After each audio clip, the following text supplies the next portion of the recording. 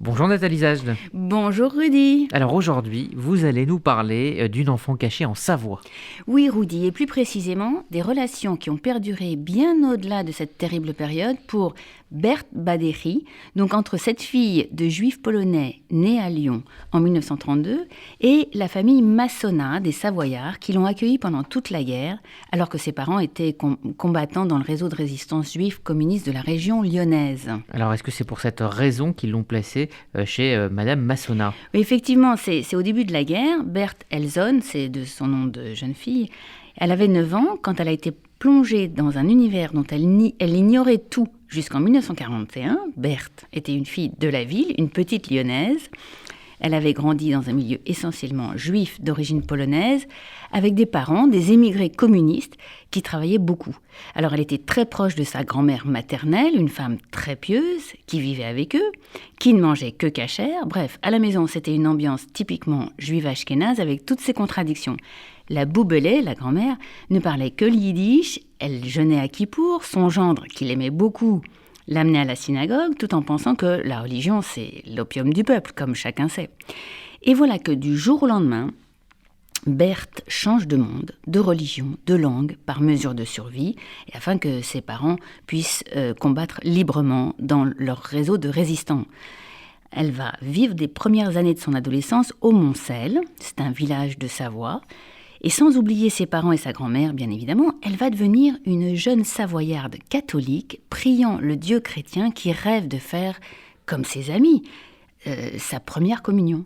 Alors est-ce qu'elle a fait cette communion ? Alors non, car la femme qui l'accueille, Madame Massona, fait partie de cette frange de la population française chrétienne d'exception, une paysanne d'une intelligence et d'une probité rares, qui va d'ailleurs recevoir à titre posthume la médaille des justes parmi les nations. Madame Massona, sans jamais mentionner l'identité d'origine de Berthe, sans jamais parler de sujets délicats, va réussir à convaincre l'adolescente de ne pas faire sa communion avec ses amis, en arguant de l'absence de ses parents, et elle lui dit « tu la feras quand la guerre sera finie ». Il faut dire que Berthe s'était mise à prier quotidiennement. Elle avait récupéré un missel dans l'église, elle l'avait volé en fait. Et comme c'est souvent le cas à l'adolescence, elle avait ressenti un besoin de spiritualité et d'idéal qu'elle comblait en ayant adopté la religion de ses camarades savoyardes. Alors est-ce qu'elle est redevenue juive ? Oui, tout à fait. Alors comment ça s'est passé, déroulé ? Alors, quand elle est rentrée à Lyon, au lendemain de la guerre, quand elle a retrouvé ses parents et surtout sa grand-mère, sa Boubée, quand elle a voulu prier avec son missel, elle est rentrée de Savoie avec son missel sous le bras, sa grand-mère, une femme qui avait toujours été calme, affectueuse, est devenue hors d'elle et lui a crié en yiddish qu'elle était juive et elle a déchiqueté le missel. Alors vous nous dites que Berthe avait conservé un lien avec la Savoie.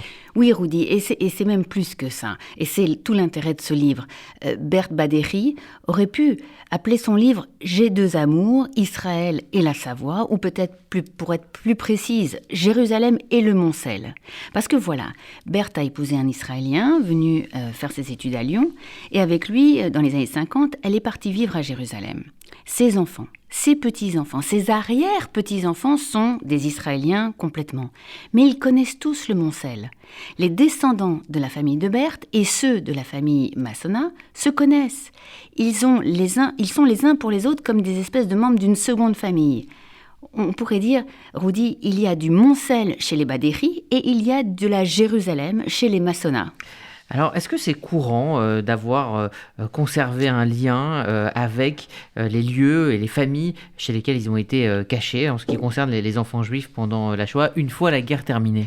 Et c'est précisément l'une des questions que nous allons traiter lors du colloque organisé sur les Justes par Adolf Nissenhock et l'Université libre de Bruxelles le 21 novembre prochain. On parlera de la variété des types de liens possibles après la guerre, depuis l'absence totale de lien à celui rare, comme en témoigne Berthe Badéry dans son livre « Nous n'avons jamais été des enfants » qui paraît ces jours-ci aux éditions Stock et que je recommande vivement, et donc d'un lien permanent sur plusieurs générations entre les enfants sauvés et les personnes qui les ont cachés. Merci Nathalie Zajde. Merci Rudy.